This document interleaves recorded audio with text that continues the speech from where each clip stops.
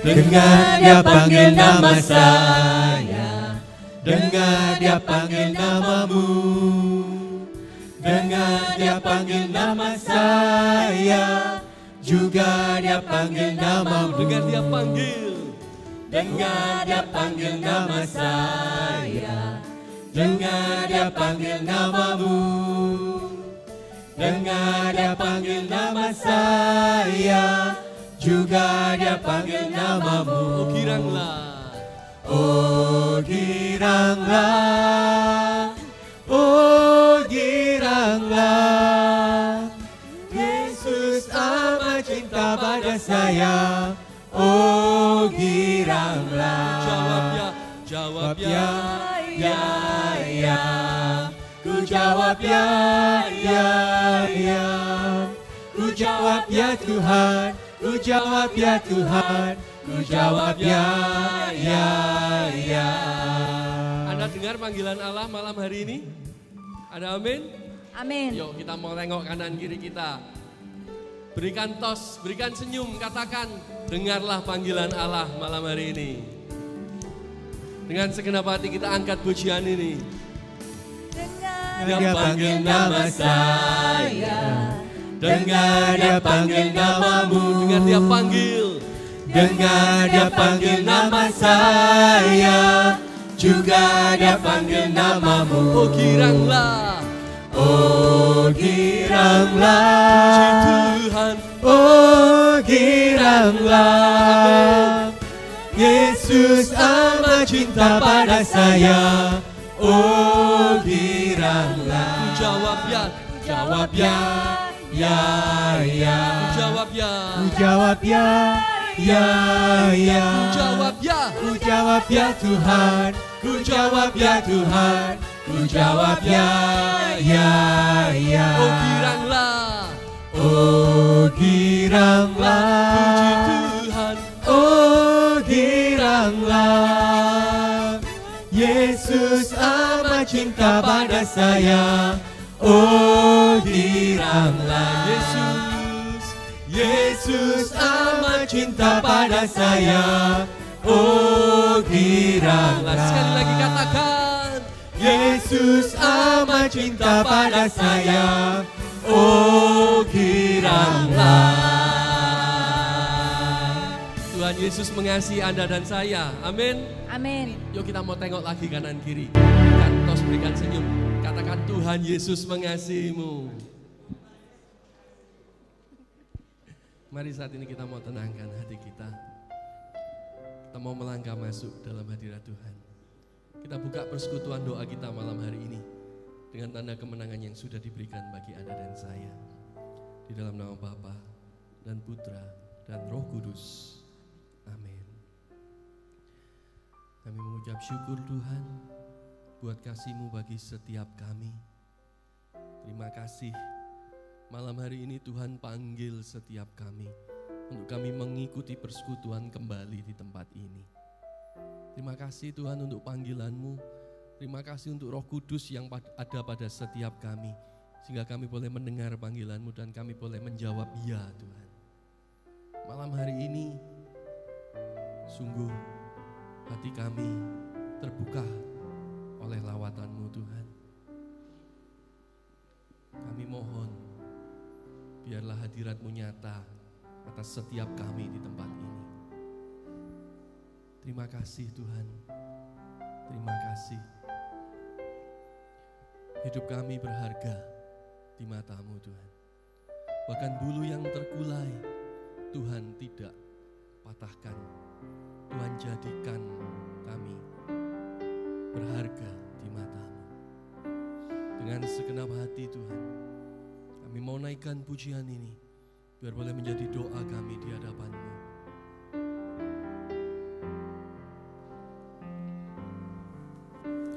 Hidupmu berharga bagi Allah. Tiada yang tak berkenan di hadapannya. Dia ciptakan kau suri gambarnya. Amin. Sungguh Sungguh terlalu indah Kau bagi dia. Dia berikan kasih-Nya bagi kita. Dia tak relakan segala-galanya. Dia disalib untuk tebus dosa kita. Karena hidupmu sangatlah berharga. Bulu yang terkulai takkan dipatahkannya. Dia akan jadikan indah, sungguh lebih berharga. Sumbu yang tak pudar takkan dipadamkannya. Dia akan jadikan terang untuk kemuliaan-Nya. Tuhan, Engkau yang jadikan kami berharga di mata-Mu. Amin. Bahkan Engkau yang ciptakan setiap kami seturut rupa-Mu Tuhan. Layaklah Engkau kami puji, layaklah Engkau kami tinggikan. Terima kasih Tuhan, terima kasih.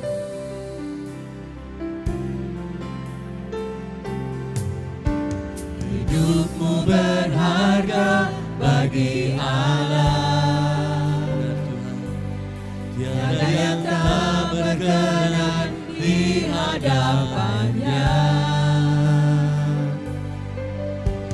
Dia ciptakan kau seturut gambar-Nya.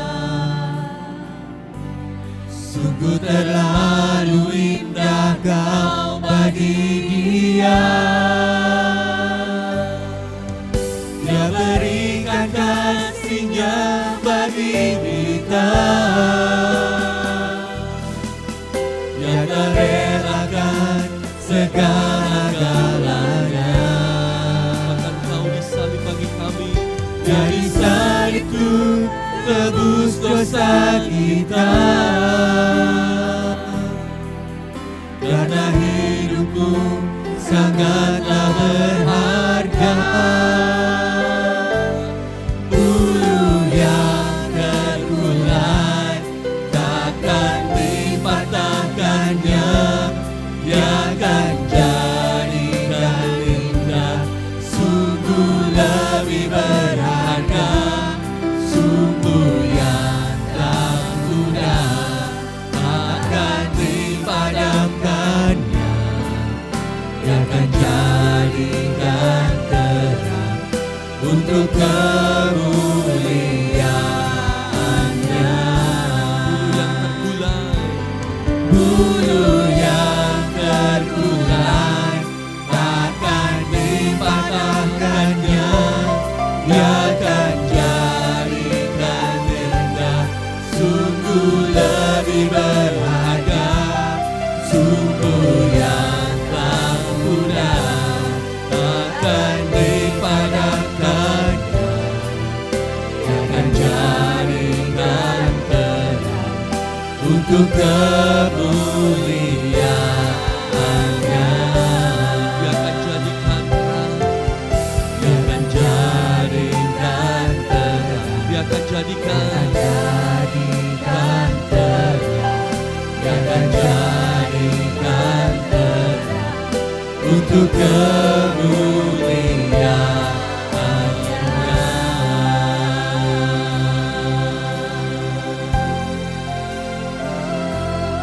Mari kita mengucap syukur, sebab Tuhan sungguh baik. Tuhan teramat baik bagi kau dan aku. Terima kasih Tuhan buat hari yang kau berikan bagi kami. Terima kasih Yesus buat anugerah-Mu bagi setiap kami. Terima kasih. Layaklah kau kami puja Tuhan. Terima kasih Yesus. Sungguh Kau Allah yang ajaib.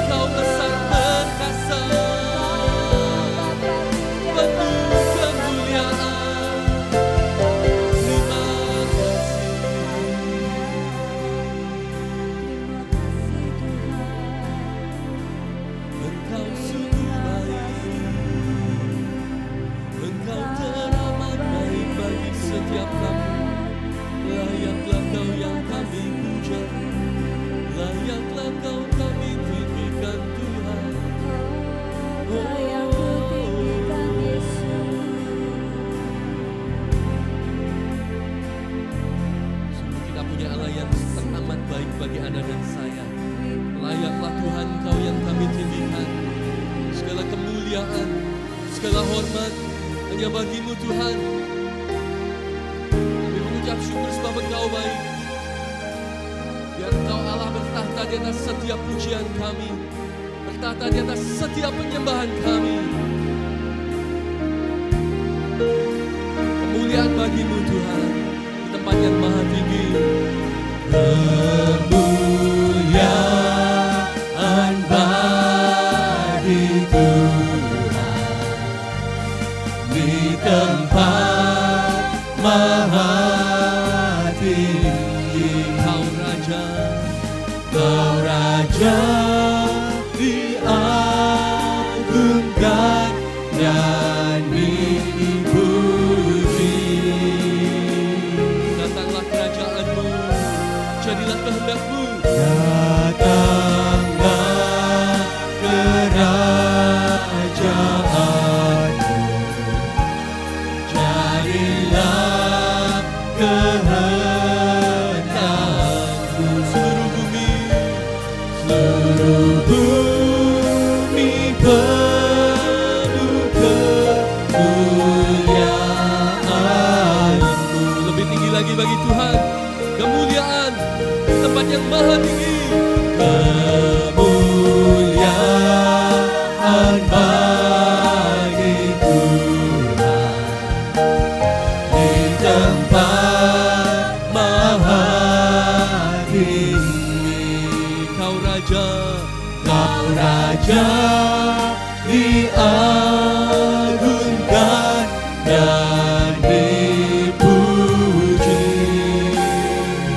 datanglah kerajaan-Mu. Datanglah kerajaan, Jadilah kehendak-Mu. jadilah kehendak-Mu. Seluruh bumi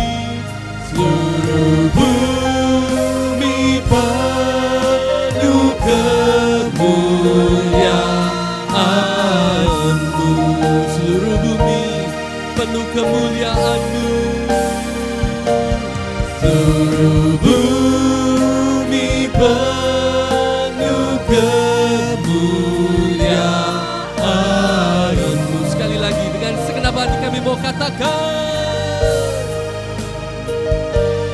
Seluruh bumi penuh kemuliaan-Mu. berikan sorak-sorai kemuliaan bagi Allah kita, kemuliaan bagi Allah di tempat yang maha tinggi, dan pujilah Kau Tuhan. Kita punya Allah yang luar biasa baik, amin. Amin. Sebab Dia baik, mari kita masuk gerbangnya dengan penuh ucapan syukur, bersorak-sorai bagi kemuliaan Allah kita. Mari kita bersorak-sorai memuji Dia, menari bagi kemuliaan Tuhan kita. Sebab Dia Allah yang layak dipuji, Dia Allah yang bertahta di atas setiap pujian dan penyembahan kita malam hari ini. Masuk gerbangnya bersyukur dengan penuh pujian, bersuka di hadiratnya, nyanyi besarkan agung namanya. Puji Dia tiuplah sangkakala, musik dan tarian, semua makhluk di bumi di surga dengan senang hati naikkan pujian. Sebab Tuhan baik, sebab Tuhan baik, sebab Tuhan baik, sebab Tuhan baik, sebab Tuhan baik, anugerahnya kekal selamanya. Sebab Tuhan itu baik, amin. Sebab Tuhan baik, Sebab Tuhan baik, sebab Tuhan baik, sebab Tuhan baik, sebab Tuhan baik, anugerahnya kekal selamanya. Yesus Kristus, Yesus Kristus Allah Tuhanku, pencipta segalanya. mari datang sujud menyembah, Sujud di hadapannya, angkat tanganmu, naikkan pujian. Puji Dia tiuplah sangkakala, musik dan tarian. Semua makhluk di bumi di surga dengan senang hati akan pujian. Sebab Tuhan baik, sebab Tuhan baik, sebab Tuhan baik, sebab Tuhan baik, sebab Tuhan baik. Anugerahnya kekal selamanya. Sebab Tuhan itu baik, sebab Tuhan baik, sebab Tuhan baik, sebab Tuhan baik, sebab Tuhan baik, sebab Tuhan baik. Anugerahnya kekal selamanya. Yang percaya Tuhan baik, angkat jempolmu. Sebab Tuhan baik, sebab Tuhan baik, sebab Tuhan baik, sebab Tuhan baik. Anugerahnya kekal selamanya. Dengan segenap hati kami mau katakan, sebab Tuhan baik, sebab Tuhan baik, sebab Tuhan baik, sebab Tuhan baik, sebab Tuhan baik. Anugerahnya kekal selamanya. Sebab Tuhan itu baik, sebab Tuhan baik. Anugerahnya kekal selamanya. Sebab Tuhan itu baik, sebab Tuhan baik. Anugerahnya kekal selamanya. Tuhan itu baik, amin. Amin. Anugerahnya kekal selama-lamanya. Mari saat ini dengan segenap hati kita mau lebih lagi memuji Tuhan. Sekarang telah tiba, saatnya telah tiba bahwa penyembah-penyembah benar menyembah Allah di dalam roh dan kebenaran. Dan penyembah-penyembah benar itu adalah Anda dan saya. Amin. Amin. Oleh darah anak domba dan oleh kesaksian kita, sekarang telah tiba keselamatan dan kuasa, keselamatan dan kuasa, dan pemerintahan Allah kita, dan pemerintahan Allah kita. Kuasa Dia yang diurapinya, karena tak dilemparkannya para pendakwa kita. Sekarang telah tiba, sekarang telah tiba keselamatan, keselamatan dan kuasa, dan pemerintahan Allah kita. Kuasa Dia yang diurapinya, karena telah dilemparkannya para pendakwa kita. Oleh darah anak domba, oleh darah anak domba, oleh kesaksian Anda dan saya, oleh kesaksian kita. Iblis dikalahkan, kuasanya dihancurkan oleh darah anak domba. Sekali lagi, sekarang telah tiba, sekarang telah tiba keselamatan, keselamatan dan kuasa, dan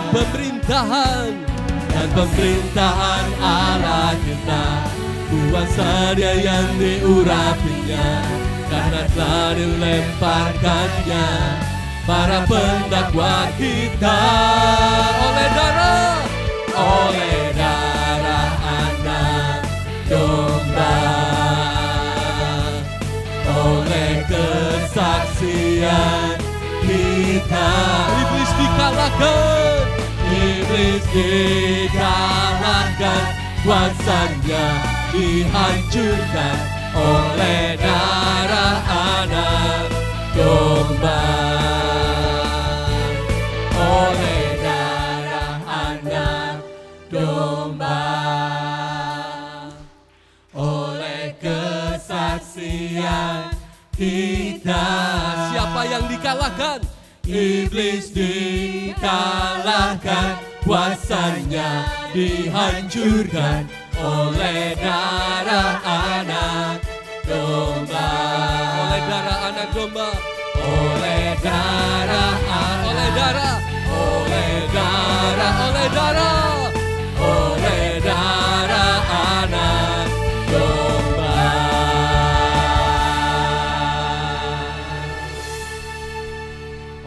anak domba iblis dikalahkan. Amin. Dan oleh kesaksian Anda dan saya, iblis dikalahkan. Amin. Silakan duduk Bapak Ibu. Mari saat ini saya undang yang rindu untuk membagikan kesaksian. Mari silakan.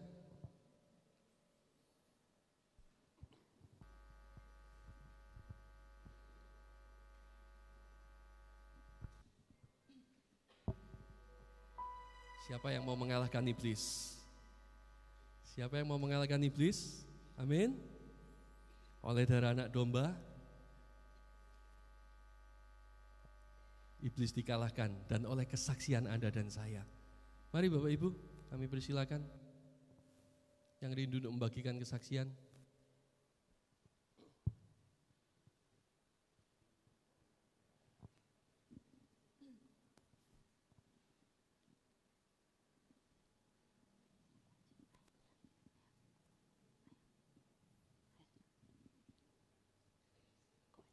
Puji Tuhan, silakan J. Shalom, selamat malam Bapak Ibu, saudara-saudari yang terkasih. Saya Lisa, saya mau membagikan sedikit kebaikan Tuhan. Sebelumnya saya mau disclaimer dulu ya. Saya pernah bilang bahwa ada seorang hamba Tuhan berkata demikian. Banyak berdoa besar kuasanya, kurang berdoa kurang kuasanya. Tidak berdoa tidak ada kuasanya. Dan itu terjadi. Dan itu saya sampaikan pada anak saya dan beberapa sekitar bulan Januari atau Februari, saya lupa tepatnya. Jadi anak saya yang kecil itu dia kerja seperti online lah ya. Jadi dia untuk properti, dia dari listingan-listingan itu dia posting di dalam satu link atau beberapa link gitu. Dan dia mendapatkan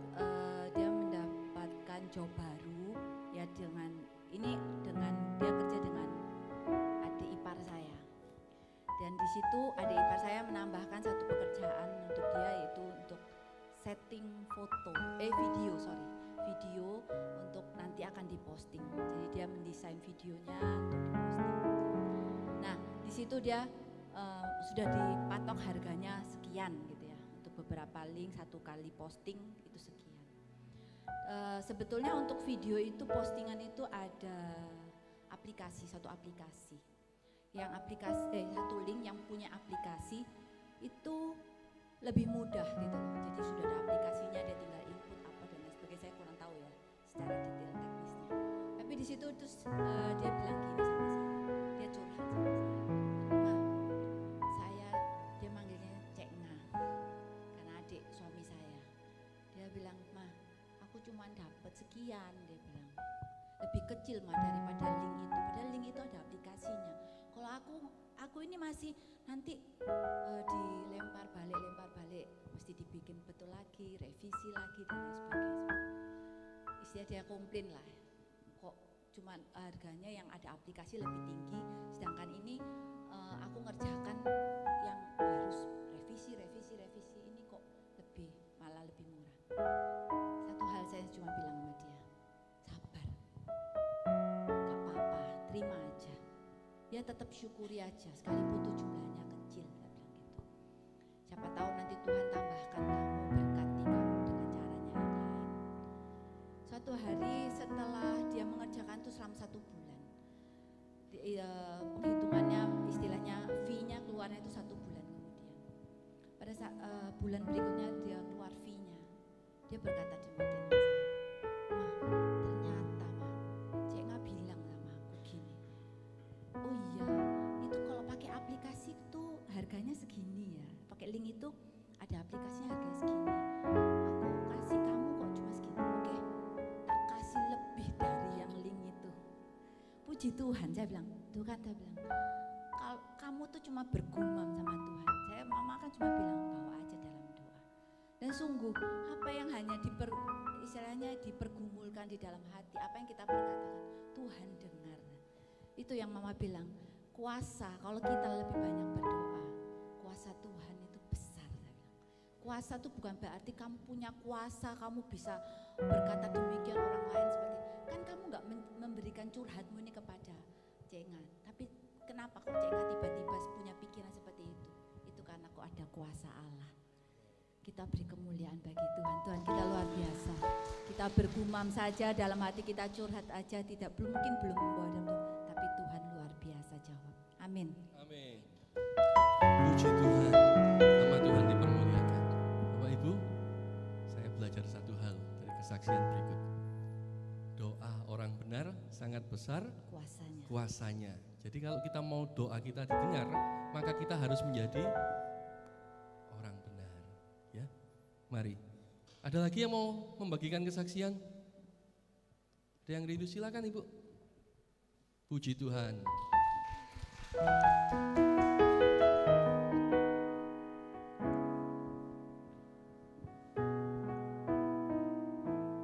Selamat malam Romo. Nama saya Sofi.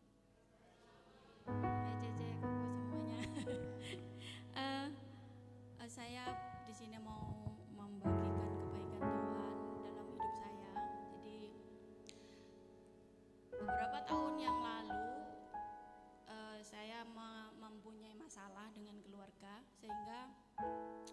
sehingga saya harus membesarkan anak saya sendiri. Anak saya 3. Waktu itu saya posisi tidak bekerja.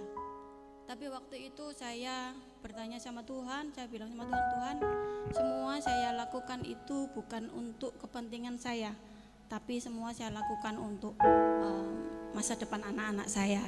Saya sampaikan. Di tengah perjalanan itu buat saya sangat berat, tapi saya yakin Tuhan ada sama saya. Tapi kadang ada rasa kurang percaya sama Tuhan sehingga masalah bertubi-tubi naik turun itu saya alami. Sampai suatu saat saya itu ngomong sama Tuhan, saya itu pengen ketemu Tuhan, apa ya? Bagaimana caranya saya itu mau ketemu Tuhan sehingga saya itu tahu mana yang benar, apa yang salah dari saya, apa yang benar, apa yang harus saya lakukan. Sampai suatu saat saya itu menemukan, diajak teman saya itu persekutuan doa. Waktu itu saya juga nggak paham ya dengan persekutuan doa karena saya dari keluarga Katolik yang liturgis gitu ya. Setiap Sabtu Minggu ke gereja gitu, saya tidak seberapa aktif juga di gereja. Bagi saya itu suatu hal yang berbeda di persekutuan doa. Tapi setelah saya ikut persekutuan doa beberapa kali, dulu saya sampai punya kerinduan untuk ikut persekutuan doa. Itu dulu saya sebelum pandemi itu sampai seminggu bisa 3 kali saya ikut persekutuan doa. Di CFM ikut, di Bucokro ikut, di Santa Maria itu juga ikut, waktu itu masih ada dimanapun. Akhirnya saya juga ketemu yang di Yakobus, di sini di Emanuel, ada juga di Avila. Saya menemukan persekutuan doa di situ. Dari situ saya merasa makin bertumbuh dan saya itu terlena dengan persekutuan doa. Sampai akhirnya saya ini tidak mau ke gereja. Maaf Romo. Saya terlena persekutuan doa, jadi saya tidak pernah ke gereja. Jadi bagi saya menemukan Tuhan itu di persekutuan doa. Benar-benar Tuhan itu saya di persekutuan doa. Tapi suatu saat Tuhan itu baik. Suatu saat saya itu dikasih mimpi. Dikasih mimpi itu saya ini jadi panitianya komuni pertama. Waktu itu pembagian komuni pertama kan biasanya romonya sendiri ya untuk para kompernya itu kan maju. Tapi di mimpi saya itu Tuhan Yesus itu romonya itu mendatangi para kompernya itu satu persatu. Jadi dia yang mendatangi satu persatu. Waktu itu karena saya panitia, saya duduk paling belakang. Saya kira ya itu romo yang memberikan komper itu. Pas sampai belakang, romonya pas terakhir ngasih ke anak yang komper terakhir itu, dia sempat noleh saya karena saya ada di belakang dan saya nggak ngelihat karena saya waktu itu HP-an. Saya tapi saya ditoleh, kok kayak ditoleh ya. Terus habis itu saya lihat, loh kok Tuhan Yesus itu, Tuhan Yesus yang ngasih sendiri komuni itu. Dari situ terus saat saya sadar itu kok Tuhan Yesus yang ngasih komuni sendiri. Terus panitia yang lain tuh njawil saya ngomong, bu komuni panitia di sebelah sana gitu, karena kan kita tidak ikut di bagiannya romo. Oh iya saya ke sana. Setelah itu saya pikir lagi, saya ngimpi saya ini apa ya Tuhan datang kepada saya gitu. Tapi terus habis gitu saya pikir-pikir, saya itu di misa itu kan ada kata-kata, ya Tuhan, saya tidak pantas Tuhan datang kepada saya, tetapi bersabdalah saja maka saya akan sembuh. Nangis saya gitu loh, nangis jadi gini, ya ampun Tuhan, ternyata aku bersabda aja loh, saya ini sembuh, tapi saya ini sampai didatangi, berarti loh cek nemen sih, kon iku sampai ngenteni Tuhan Yesus teko gitu loh. Jadi aduh, terus saat itu saya berjanji mau ikut doa, saya mau ikut pelayanan gitu ya, misa ya. Itu akhirnya saya ditemukan Tuhan, dikasih jalan bertumbuh, saya lewat CAP. Terus terang saya lebih bertumbuh lewat CAP. Setelah itu saya ketemu Tuhan, mengenal Tuhan lebih dan lebih lagi hingga sekarang, dan sampai saya lupa dengan masalah saya. Dan masalah ini sudah lewat 10 tahun ternyata. Dan saya masih ada di sini, itu bersyukur banget buat saya. Jadi yang saya ambil dari sini bahwa saya ini nek misalnya mau berbuat jahat elek gampang gitu ya, tapi Tuhan itu sayang sama saya sampai kamu dimanapun digoleki sama Tuhan. Kesini kamu lari ke sana, di sini ke persekutuan doa, kamu nggak ke gereja, sini ke gereja gitu. Jadi saya tuh merasa waduh, saya nggak bisa kemana-mana sama Tuhan, kemana-mana itu digiring terus gitu. Itulah kebaikan Tuhan buat saya, semoga bermanfaat buat semuanya. Terima kasih. Terima kasih Bu Sofi untuk kesaksiannya. Mari saat ini kita mau bangkit berdiri. Pertolongan Tuhan tiba bagi Anda dan saya tepat pada waktunya. Amin. Biarlah pujian ini boleh menjadi doa kita di hadapan Tuhan.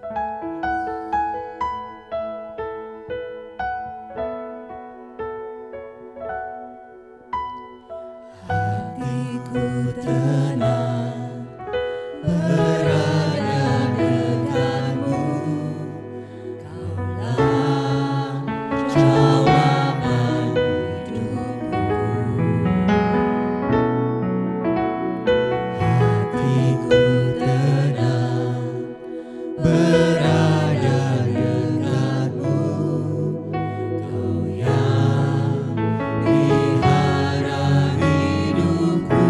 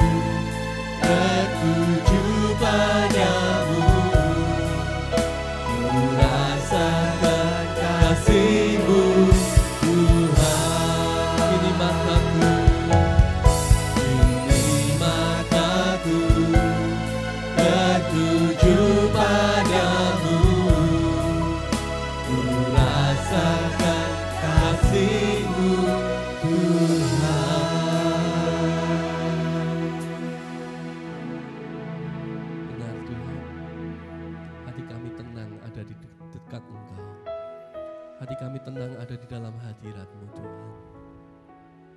Allah Roh Kudus, kami rindu untuk kami masuk lebih dalam lagi ke dalam hadirat-Mu. Bahwa kami masuk ke dalam ruang Maha Kudus-Mu Tuhan. Sebab Engkau segalanya di dalam hidup kami.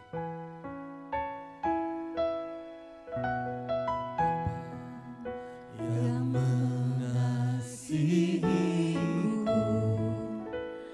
kuasa-Mu memulihkanku, hati yang baru Kau berikan untukku dapat melihat rencana-Mu indah bagiku. Kau ada di setiap jalanku, hatiku haus dan lapar akan Engkau. Segalanya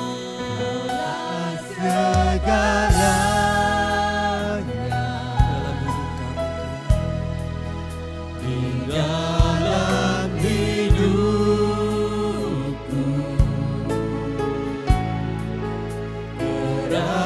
kerajaanmu,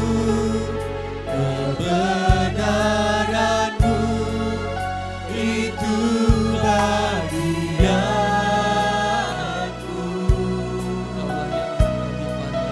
Kaulah yang kupandang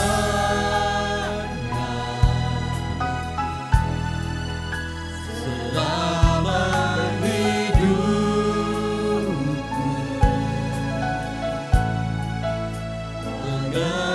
mengasihimu, memuliakanmu, Bapa dan Rajaku. Oh Bapa yang mengasihi kami,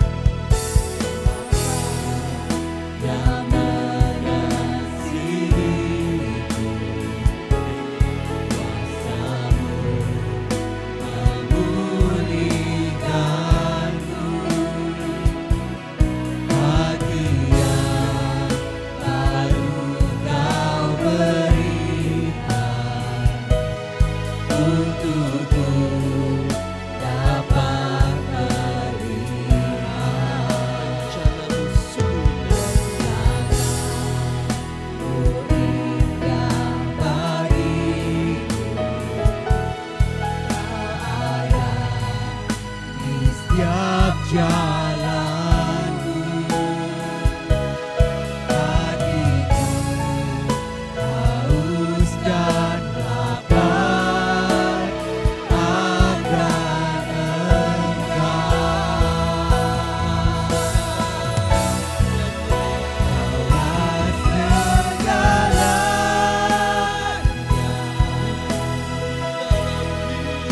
Di dalam hidupku,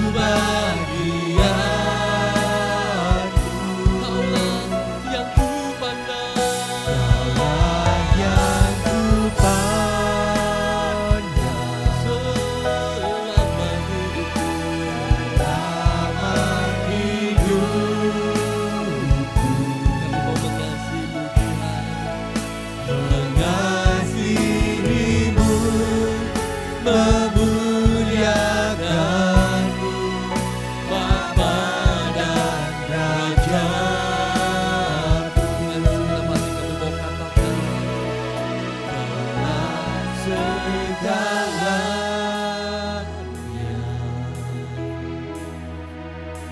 di dalam hidupku.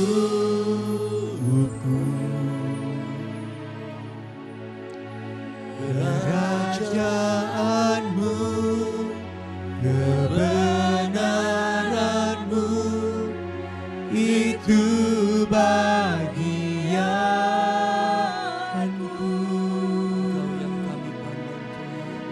Kaulah yang ku pandang selama hidupku, selama hidupku.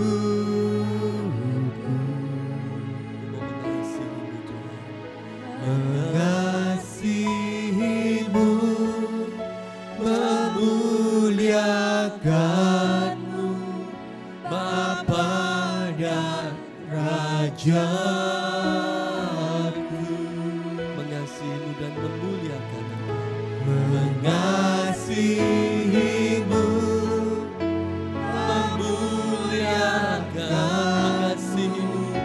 mengasihimu, memuliakan, mengasihimu, memuliakanmu.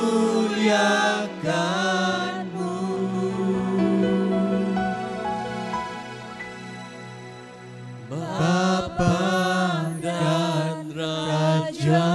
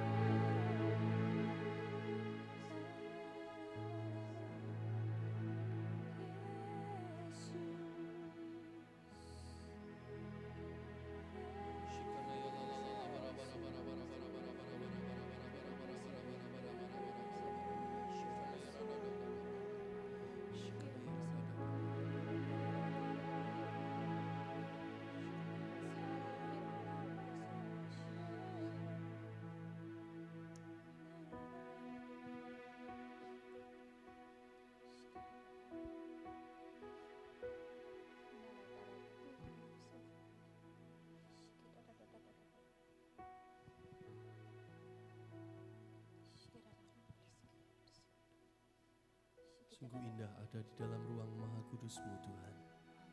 Bertemu muka dengan Engkau. Tuhan, kami mau duduk diam di bawah kaki-Mu, mendengarkan Kau sendiri yang berbicara bagi setiap kami. Kami mengucap syukur untuk hamba-Mu Romo Jelantik yang Tuhan telah pilih, Tuhan utus untuk mewartakan kebenaran firman-Mu di tempat ini. Kami percaya Tuhan persiapkan hamba-Mu, Tuhan urapi hamba-Mu ini, biar segala apa yang boleh Romo Jelantik sampaikan, semua daripada-Mu dan hanya untuk kemuliaan-Mu saja. Terima kasih Tuhan, berbicaralah bagi setiap kami siap mendengarkan Engkau. Dalam nama Tuhan Yesus Kristus, sebagai Tuhan dan Juru Selamat kami, yang hidup dan berkuasa, kini dan sepanjang segala masa. Amin. Kemuliaan pada Bapa, Putra dan Roh Kudus, seperti pada permulaan, sekarang, selalu, dan sepanjang segala abad. Amin. Silakan duduk Bapak Ibu. Pada Romo Jelantik kami persilakan.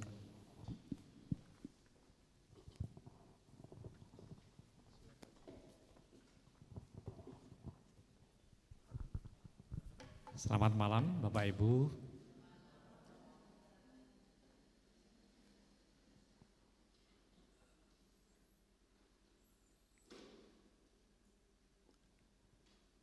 Hari-hari ini saya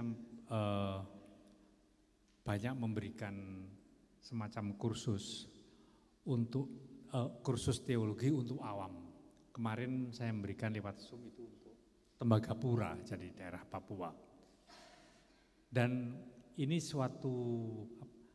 menjadi suatu tren yang menarik dan menjadi tren yang menggembirakan, bahwa umat kita sudah mulai menyadari bahwa tidak cukup menjadi orang Katolik itu sekedar menjalankan ritual, tetapi bagaimana dia sungguh-sungguh bergulat dengan imannya dalam keseharian, dan di situ dia melihat peranan Tuhan, persis yang tadi diceritakan oleh yang ibu yang bersaksi. Dan itulah sebetulnya dengan begitu sebenarnya Bapak Ibu sendiri sudah berteologi. Teologi bukan sesuatu yang sulit, monopoli para imam, enggak. Teologi adalah bagaimana kita melihat tanda-tanda zaman, kejadian-kejadian dalam keluarga kita atau kejadian di sekitar kita, dan kita coba memahami apa maksud Tuhan dengan kejadian-kejadian ini. Kepada saya diberikan tema yang cukup serem sebetulnya judulnya, nyawa yang tak berharga, dan berdasarkan satu teks dari kitab Tawarikh, 2 Tawarikh 21:4, peristiwa ketika Raja Yoram itu membunuh saudara-saudaranya sendiri karena ambisi dia ingin menjadi raja. Lalu pertanyaannya, bagaimana mungkin kisah-kisah sadis semacam itu masuk dalam kitab suci dan toh disebut sebagai kitab suci? Memang ini pertanyaan yang mendasar menurut saya. Karena yang selalu ada dalam pikiran kita adalah kalau kitab suci yang mestinya yang ada di situ yang suci-suci itu. Tetapi dalam kenyataannya tidak. Silakan slide berikutnya. Saya baca teksnya saja, kita baca sama-sama dan apa ya. Sesudah Yoram memegang pemerintahan atas kerajaan ayahnya dan merasa dirinya kuat, ia membunuh dengan pedang semua saudaranya dan juga beberapa pembesar. Yoram berumur 32 tahun pada waktu ia menjadi raja, dan 8 tahun lamanya ia memerintah di Yerusalem. Ia hidup menurut kelakuan para raja-raja Israel, seperti yang dilakukan keluarga Ahab, sebab yang menjadi istrinya adalah anak Ahab. Ia melakukan apa yang jahat di mata Tuhan. Kalau kita membaca Tawarikh kemudian raja-raja, banyak kisah-kisah yang memang berdarah ya. Apakah di antara Bapak Ibu sekalian pernah mendengar nama Ahab? Siapa itu? Salah satu raja Israel yang mengingini kebun anggur milik Nabot. Dan mengapa dia mengingini anggur milik Nabot, padahal dia seorang raja yang punya kebun anggur yang luas dan banyak. Karena dia melihat kebun anggur Nabot itu teratur rapi. Lalu kemudian lebih juga karena dia punya istri Isabel, seorang yang tidak mengenal Tuhan. Dan pada waktu itu dia dengan mengajukan saksi-saksi palsu dapat merebut kebun anggur dari Nabot. Pada waktu itu Nabi Nathan sudah mengingatkan kepada dia dengan satu kisah. Ada seorang tua yang hidup dengan satu kambingnya, satu dombanya, dan begitu dekatnya dia selalu makan bersama dengan. Tapi di sebelahnya ada tetangga yang punya kambing begitu banyak. Tapi dia iri melihat kambing itu dekat dengan tuannya. Maka dia kemudian membunuh orang tua itu dan diambil kambingnya. Lalu Nathan mengatakan, demi nama Tuhan, terkutulah orang ini. Lalu dia mengatakan, orang itu adalah kamu, Ahab, karena kamu sudah begitu kaya dan kemudian masih mengingini harta dari orang yang tidak punya apa-apa. Ini adalah kisah yang memang berdarah. Kita lihat berikutnya. Mengenai Daud. Bukan kisah berdarah, tetapi kisah skandal. Sekali peristiwa pada waktu petang ketika Daud bangun dari tempat pembaringannya, lalu berjalan-jalan di atas sotoh istana, tampak kepadanya dari atas sotoh itu seorang perempuan sedang mandi. Perempuan itu sangat elok rupanya. Lalu Daud menyuruh orang bertanya tentang perempuan itu dan orang berkata, itu adalah Batsheba binti Eliam, istri Uria, orang Het itu. Sesudah itu Daud menyuruh orang mengambil dia, perempuan itu datang kepadanya, lalu Daud tidur dengan dia. Perempuan itu baru selesai membersihkan diri dari kenajisannya. Kemudian pulanglah perempuan itu ke rumahnya, lalu mengandunglah perempuan itu dan disuruhnya orang memberitahukan kepada Daud, aku mengandung. Masih ada rentetan lagi mengenai skandal-skandal yang dibuat oleh Raja Daud. Pada akhir hidupnya dia minta kepada rakyatnya supaya menyediakan seorang wanita namanya gadis Sunem untuk memberikan kehangatan pada dirinya, dia yang sudah tua dan loyo itu. Dan kalau kita mau melihat tokoh-tokoh yang hidup di dalamnya, memang di sana kita akan melihat tokoh-tokoh yang tidak semuanya adalah orang-orang yang baik-baik. Bahkan ada pelacur. Kalau kita melihat kemudian slide berikutnya, silahkan, silsilah dari Yesus Kristus.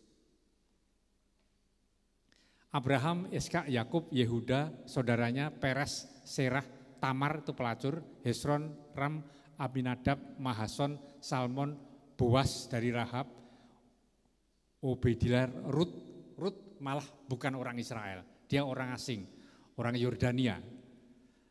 Raja Daud, Salomon, istri Uria, Rehabeam, Abia, Asa, Yosafat, Koran, Usia, Yotam, Ahaz, Hizkia, Manasye, Amon, Yosia, Yekonya, saudara-saudaranya pada waktu pembuangan ke Babylon, Sealtiel, Serubabel, Abihud, Eliakim, Asor, Sadok, Akim, Ruit, Eleasar, Matan, Yakub. Eleasar ini sempat menggorok orang Israel pada waktu mempersembahkan karena dia tidak senang bahwa ada orang Israel yang mengikuti meninggalkan agama Yahudi dan ikut dengan raja setempat. Oh, digorok begitu saja. Jadi kita melihat bahwa memang keselamatan adalah sesuatu yang suci. Tetapi keselamatan itu datang di dunia tidak selalu lewat orang-orang suci. Dan itu toh terjadi. Maka saya memberikan kesimpulan di dalam berikutnya ya, bahwa sejarah keselamatan lewat kemanusiaan. Tuhan membiarkan orang-orang berdosa ikut ambil bagian dalam karya keselamatan Allah untuk menunjukkan bahwa kasih-Nya dapat mengalahkan dosa-dosa manusia. Daud, Salomon, Petrus, Paulus, dan bisa juga kita. Saudara-saudara sekalian, kita Kalau kita mau mulai menelusuri tokoh-tokoh di dalam Perjanjian Lama, selain yang saya sebutkan dengan Daud, Salomon, dan juga Yoram, Salomon sendiri sebetulnya adalah seorang raja yang mungkin sampai kepada kita itu sebagai seorang raja yang penuh kebijaksanaan.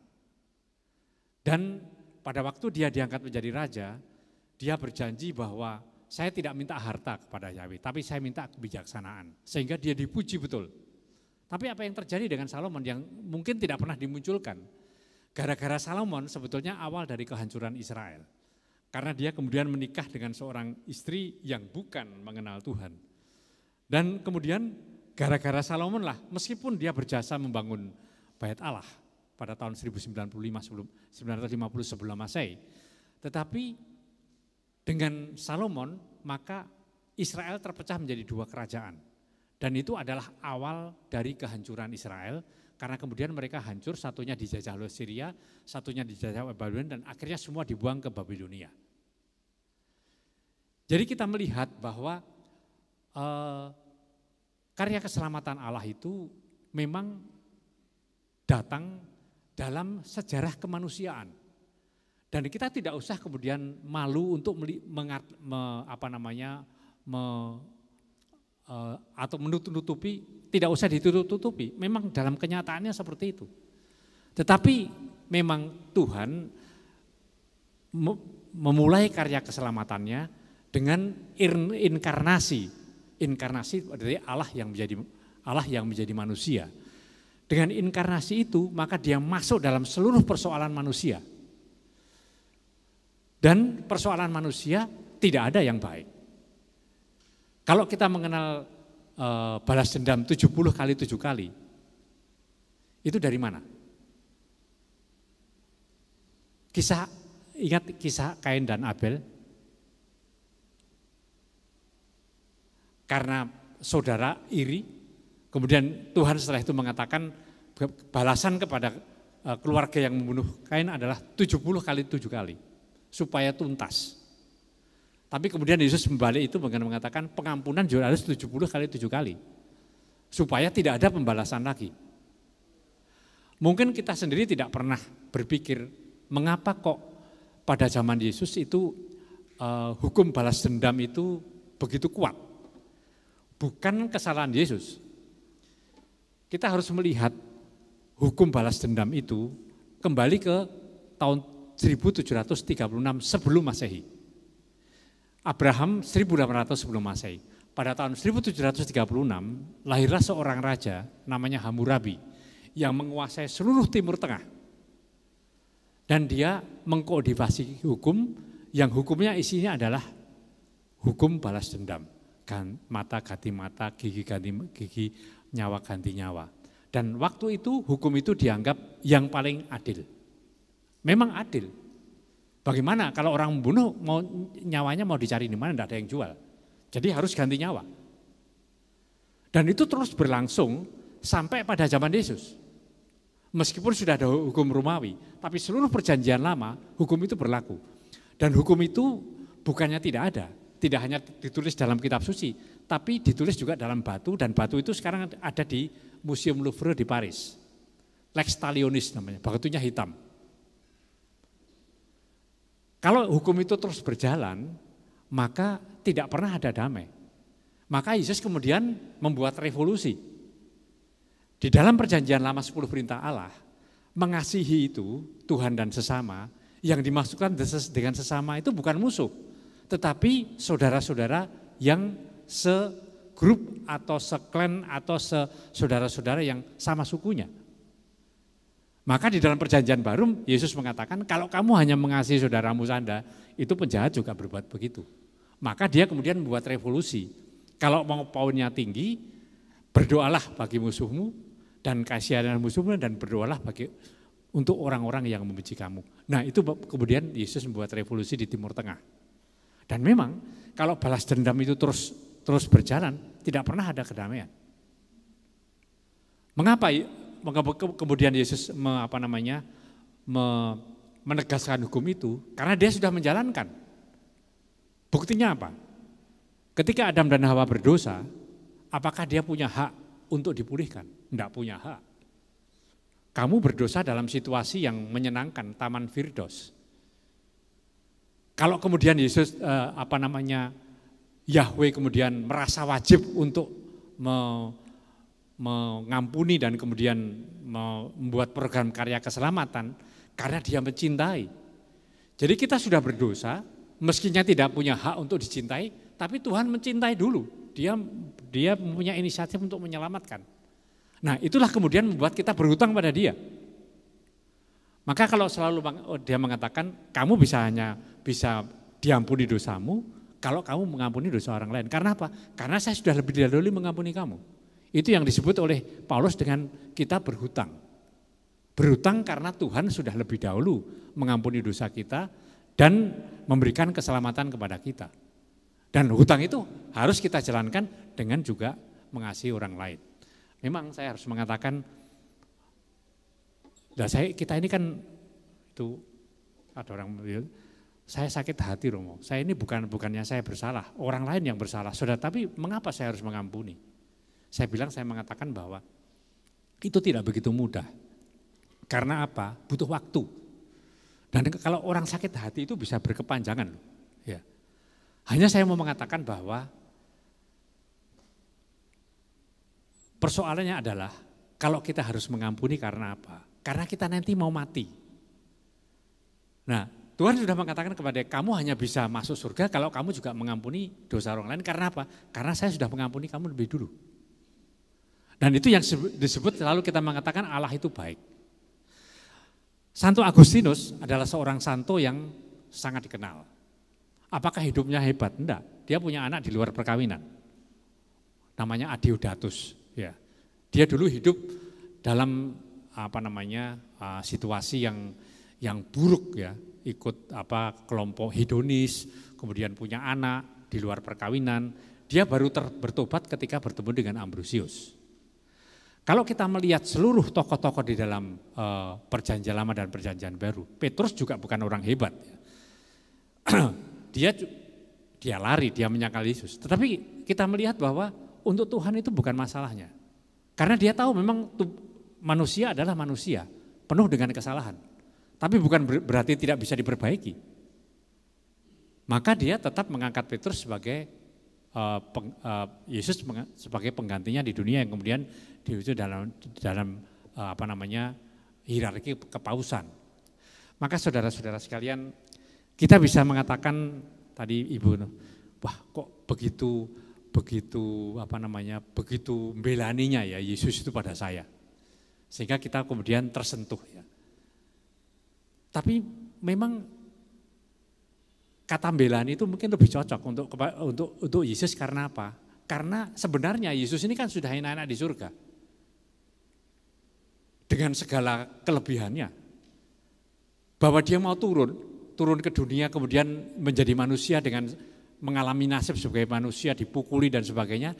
Itu karena apa ya? Karena dia tidak ingin semua orang masuk neraka. Ini kalau saya biarkan orang masuk neraka, sudah saya berkorban. Saya turun ke dunia. Dan menunjukkan jalan yang benar itu seperti itu. Itu seperti kalau khotbahnya pendeta-pendeta selalu mengatakan bahwa manusia itu seperti kelelawar yang terjebak di dalam gua yang gelap. Terus nabrak sana, nabrak sini, tidak pernah dapat jalan keluar. Meskipun dia tahu di situ ada terang, tapi tidak ketemu jalannya. Lalu masuklah seekor kelelawar namanya Yesus. Dia mengatakan itu loh jalannya, mari kita keluar. Lalu selamat. Nah, itu persis bahwa Yesus kemudian menjadi manusia, itu dia sudah menurunkan derajatnya habis-habisan. Demi hanya untuk kita. Maka saudara-saudara sekalian, janganlah kemudian kita merasa tidak pantas kalau kemudian kita mengikuti Kristus dan merasa tidak layak lah. Karena di mata Tuhan tidak ada semua orang tidak layak. Ya, semua orang tidak layak. Kalau kita melihat tadi Ibu Katrin mengatakan yang teks yang dipakai oleh Cornelius Serdadu yang mengatakan katakanlah sepatah kata saja maka hambaku akan sembuh. Itu kan kepercayaan yang luar biasa. Nggak usah datang, nggak usah nyentuh. Saya percaya pasti Tuhan akan menyembuhkan. Ini kepercayaan yang luar biasa. Dan memang iman itu kita menyerahkan diri dalam sesuatu yang gelap, tetapi kita yakin bahwa di balik kegelapan itu ada sesuatu. Mungkin Bapak Ibu sekalian tidak pernah tahu bahwa saya ini bukan berasal dari keluarga Katolik. Ya. Bahwa saya bisa menjadi imam ini, kakek saya itu haji betul, ya artinya dia memang istrinya 4, pokoknya mengikuti Nabi Muhammad, kaya dia. Ya. Dan di dalam pandangan dia, orang tidak menikah itu adalah menyalahi kodrat. Ayah saya juga bukan seorang yang awalnya itu Katolik, dia Muslim. Dia menjadi Katolik kemudian karena ketemu dengan Romo Hene yang dulu pernah bertugas di Gembala yang Baik di Bali. Ya. Dan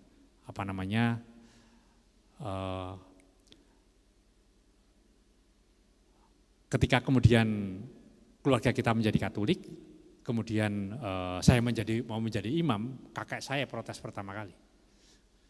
Kamu enggak bisa jadi, kamu menyalahi kodrat. Saya diam saja, ayah saya juga diam saja. Ya. Artinya apa? Di dalam pikirannya dia itu hidup yang tidak sempurna. Ayah saya sendiri ketika menjadi Katolik itu memang dia mendapatkan banyak keajaiban. Ya. Dan dia pernah bercerita pada saya dulu mau mendapatkan beasiswa untuk berangkat ke Amerika, dari 50 hanya 2 orang yang dipilih. Dia belajar bahasa Inggris pada Romo SWD, namanya Romo Sadek itu di Bali. Kalau orang Bali pasti tahu, itu Romo misionaris pertama SWD Bali itu Romo Sadek, Romo Hene yang pernah pindah ke sini. Ya. Lalu dia belajar bahasa Inggris, lalu karena kemudian menjadi Katolik, tidak tahu ayah saya ini sangat dekat dengan Ibu Maria. Dia sendiri merasa, wah saya ini bukan dari keluarga Katolik, saya bahwa saya kemudian Romo Hene mempermandikan sekeluarga itu dipermandikan oleh Romo Hene. Ini bagi dia ini sesuatu rahmat yang luar biasa. Memang ayah saya memang dekat dengan Maria. Dia mengatakan, suatu ketika mau ujian untuk tes ke Amerika itu kan dulu kan ada pakai true false itu, coret-coret ya. Teksnya dibagi, dia lihat teksnya. Apa yang terjadi di situ? Sudah ada jawabannya. Jadi mungkin gurunya lupa. Lalu dia berangkat ke Amerika. Dia merasa ini sungguh di luar kemampuan saya, ini Tuhan yang membantu berhabis-habisan. Ibu saya itu waktu dia ke Lourdes itu dia punya dua permintaan. Dia cerita sama saya dengarkan aja ya.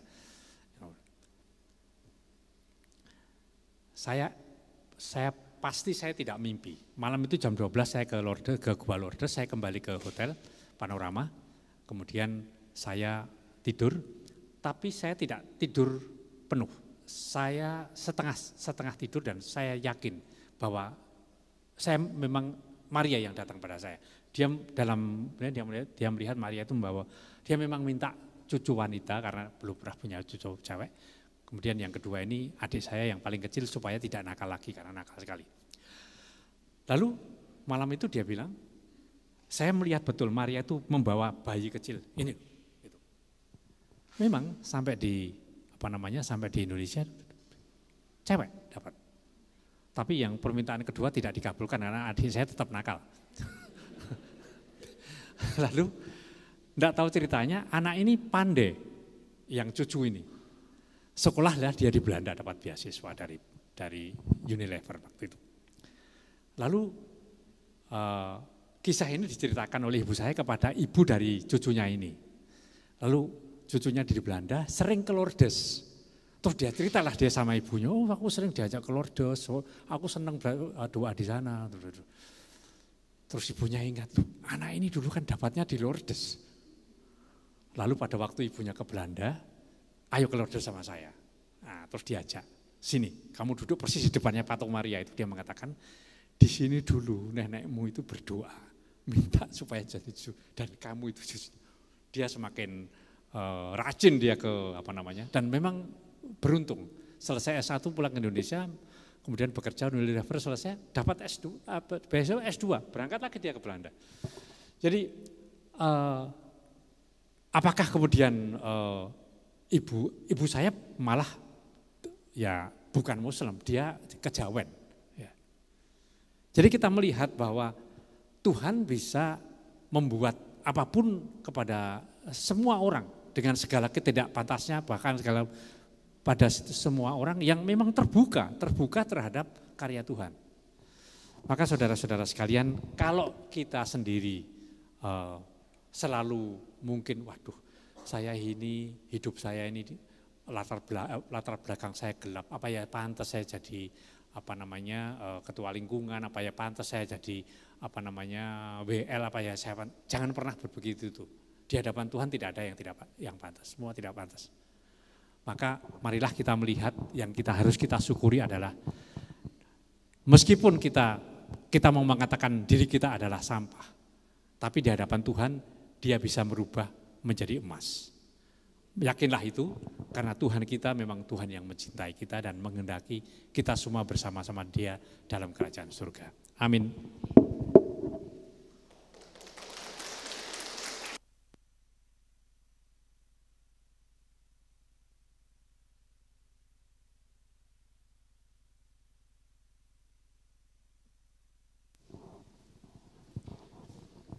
Terima kasih Romo buat firman-Nya yang sungguh luar biasa. Mari saat ini Bapak Ibu kita mau tenangkan hati kita. Kita mau berdoa sebelum kita mempersembahkan yang terbaik hanya bagi kemuliaan Tuhan kita. Bapa, kami mengucap syukur buat setiap firman-Mu Tuhan. Terima kasih Tuhan boleh mengajar setiap kami untuk kami boleh semakin menjadi pribadi yang haus dan lapar akan Engkau. Kami boleh menjadi pribadi yang semakin dekat dengan-Mu Tuhan. Terima kasih untuk Romo Jelantik yang boleh membagikan kesaksian hidupnya, juga mengajar bagi setiap kami. Kami percaya bukan satu kebetulan kalau Tuhan boleh mengutus Romo Jelantik ke tengah-tengah kami. Tapi semua ini adalah rencana yang terindah yang daripada-Mu Tuhan. Terima kasih Tuhan, berkati hamba-Mu ini. Tuhan semakin teguhkan Romo Jelantik untuk menjadi gembala yang baik bagi setiap umat-Mu, umat yang Tuhan percayakan kepada Romo Jelantik. Berkati juga kesehatannya, Tuhan karuniakan kesehatan kepada Romo Jelantik lebih dan lebih lagi. Terima kasih Tuhan. Saat ini Tuhan kami mau membagikan persembahan kami yang terbaik hanya untuk kemuliaan-Mu saja. Mempersembahkan dengan tulus ikhlas dan semuanya kami kembalikan hanya untuk Engkau. Demi Kristus Tuhan dan Juru Selamat kami. Amin. Mari saat ini kita mau bagikan persembahan kita yang terbaik hanya bagi kemuliaan Tuhan kita.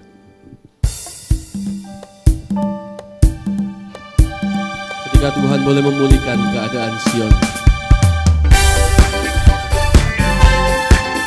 dan segenap hati mau memperhatikan persembahan ini dengan sukacita yang daripada Tuhan.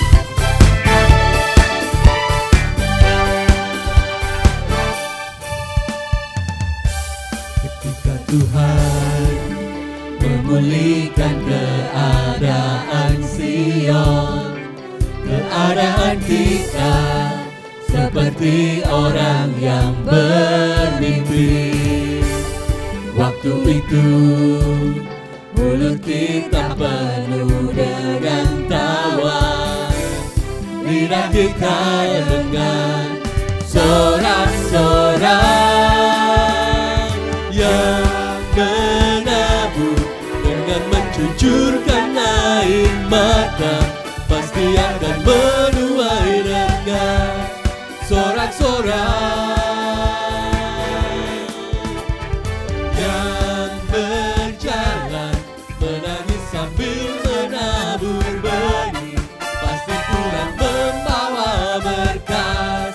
Berkasnya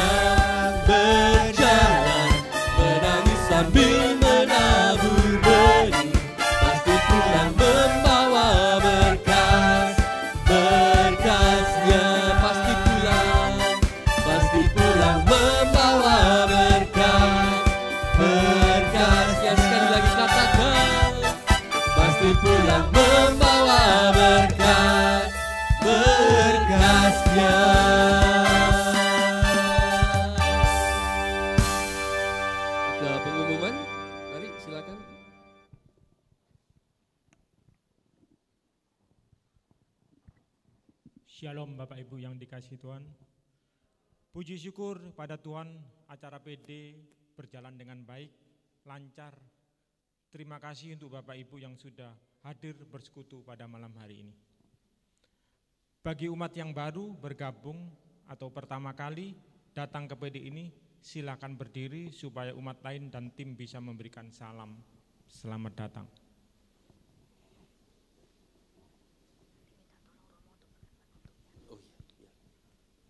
Ucapan terima kasih kepada Romo Yohanes PH Jelantik yang telah melayani di PD kami. Kiranya kasih dan rahmat Tuhan selalu menyertai pelayanan Romo Jelantik.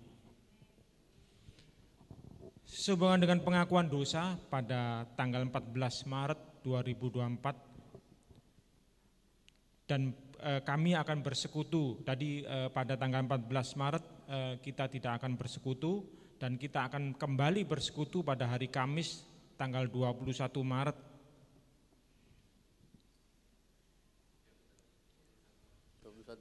Ya.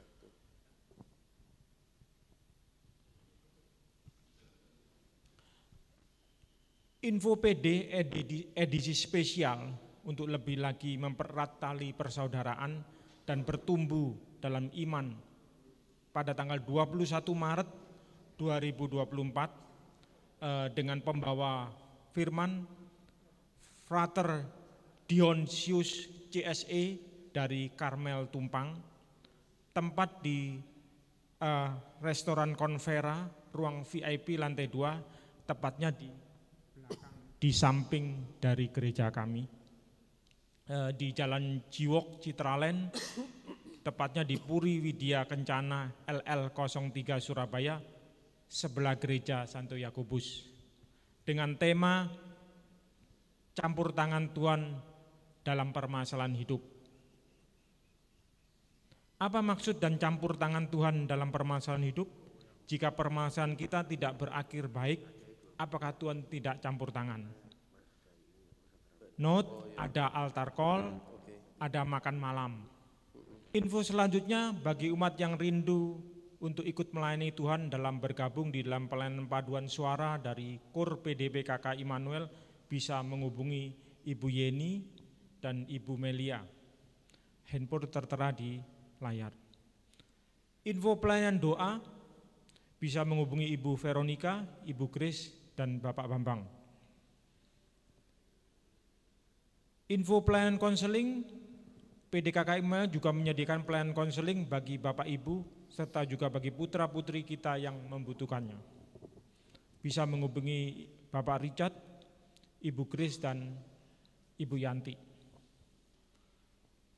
Bapak Ibu jangan sampai ketinggalan info-info seputar Immanuel dengan follow atau subscribe akun sosial media PDKK Immanuel serta yang tertera di atas, yaitu melalui Instagram, Facebook, maupun YouTube dari PDKK Immanuel.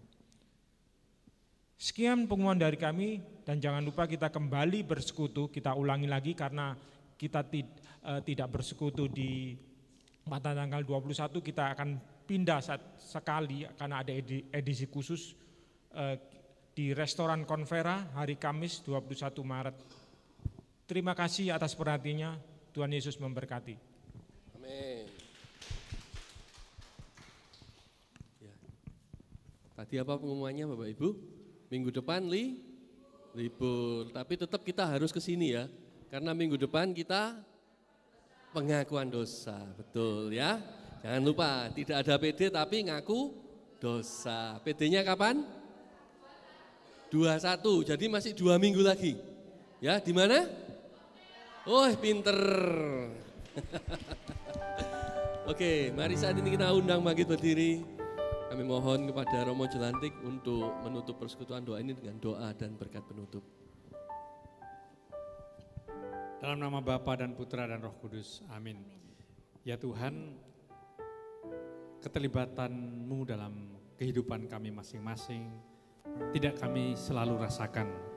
Pada kesempatan di mana kami mengikuti persekutuan doa dan mendengarkan firman, semoga kami sadari bahwa keberuntungan dan ketidakberuntungan, kebahagiaan dan kemalangan adalah kehidupan bersama-sama selalu dengan Tuhan.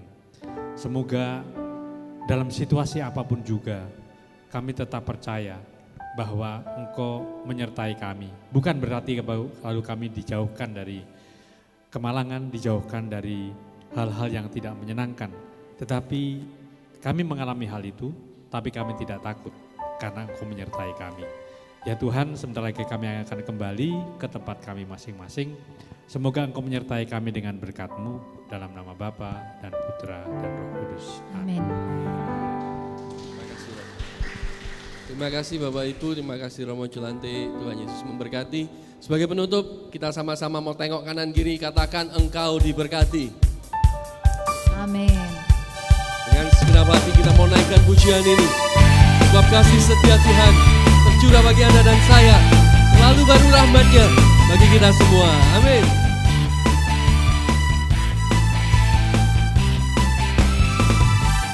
Kasih setiamu nyata bagiku, Hikmat kebajikan, hikmat kebajikan tersedia bagiku. sebab Allah sanggup Sebab Allah sanggup limpahkan segalanya, dan anugerahnya sangat besar bagiku.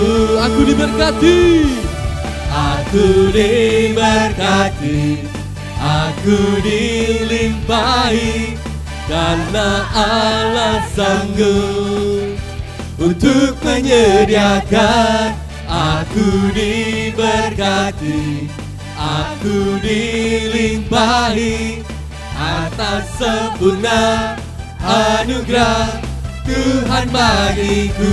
katakan kamu diberkati, Kamu diberkati, kamu dilimpahi, karena Allah sanggup untuk menyediakan. Kamu diberkati, kamu dilimpahi atas sempurna anugerah Tuhan bagiku. Atas sempurna anugerah Tuhan bagiku, atas sempurna anugerah Tuhan bagiku.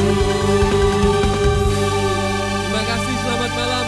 Tuhan Yesus memberkati.